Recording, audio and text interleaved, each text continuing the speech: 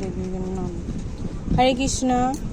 তো আজকে আমি নিয়ে চলে এসেছি তোমাদের জন্য আর একটা সুন্দর গাছেরই, যে আমরা দেখব কিভাবে গাছ বনসাই করা যায়। ঠিক আছে, তো এই গাছের পাতাটা দেখে তোমরা বুঝতেই পারছো এটা কি গাছ। তো নর্মালি এর পরিচয় হচ্ছে অশ্বত্থ গাছ, কিন্তু এর আরেকটা হিন্দি নাম হচ্ছে পিপল বৃক্ষ। আর এর সবথেকে বড় মাহাত্ম্য হচ্ছে আমাদের ভগবান বিষ্ণু মার্কণ্ড ঋষিকে এই গাছের পাতায় দর্শন দিয়েছিলেন, এবং মার্কণ্ড ঋষি ভগবানের কাছে প্রার্থনা করেছিলেন যে যেই সকল জীবাত্মা মায়ার সাথে লড়াই করতে পারবে না, তো তারা সেক্ষেত্রে কি করবে।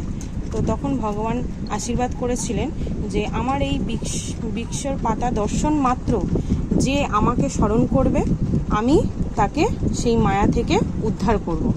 তো আমি নিয়ে চলে এলাম, বুঝতেই পারছো খুবই পাপিতাপি মানুষ। তো একটা গাছ নিয়েই চলে এলাম, কারণ এই পাতা দর্শন করার জন্য বাইরে বেরানো সবসময় সম্ভব হয় না গোপুসোনার সেবা করে। তাই ভাবলাম চলো একটা পাতা নিয়ে, একটা গাছ নিয়ে চলে আসি, একটা বনসাই বানিয়ে তাকে রোজ দর্শন করব আর ভগবানকে স্মরণ করবো। তো তোমরাও করতে পারো এরকমভাবে। আর এটাকে আমি এখন বানাবো বনসাই, যাতে বেশি বড় না হয়, ছোট হয়ে থাকে। আর আমি একটা জেআই তার নিয়েছি, জেআই তারটা দিয়ে এইভাবে পেঁচাচ্ছি। এইভাবে সবাই ট্রাই করো, খুব সুন্দর হয় আর লুকিংটাও খুব সুন্দর আসে। আর ঘরের মধ্যে ইনডোরে এটা একটা থাকলে পরে একদম অসাধারণ লাগে। আর তোমরা কে কোথার থেকে গোপুসোনার গার্ডেনের ভিডিও দেখছো অবশ্যই কমেন্ট বক্সে লিখে জানিও। আর গাছ সম্বন্ধে যদি কোনো তথ্য জানার ইচ্ছে থাকে তোমাদের, অবশ্যই আমাকে প্রশ্ন করো, আমি চেষ্টা করব আমার সাধ্য মতন তোমাদের উত্তর দেওয়ার। আর তোমরা কে কোথা থেকে দেখছো নাম জানাবে, আমি অবশ্যই পরের ভিডিওতে তোমাদের নাম উল্লেখ করব।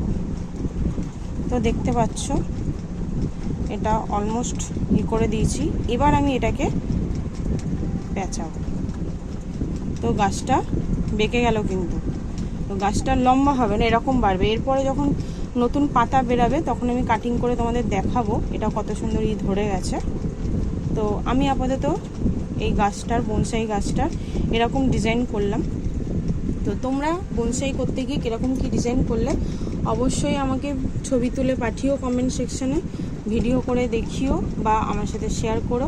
আমার খুব ভালো লাগে তোমাদের সম্বন্ধে জানতে, তোমরা কীরকমভাবে গাছের পরিচর্যা করছো। কারণ আমাদের বেঁচে থাকার, ভগবান আমাদের বেঁচে থাকার জন্য একমাত্র এই বৃক্ষকেই দিয়ে গেছে প্রকৃতি রূপে আমাদের কাছে। তো তাকে রক্ষা করা কিন্তু আমাদের সকলেরই কর্তব্য। হরে কৃষ্ণা, আজকের ভিডিওটা এখানেই শেষ করছি। ভালো থেকো সবাই। হরে কৃষ্ণা, রাধে রাধে।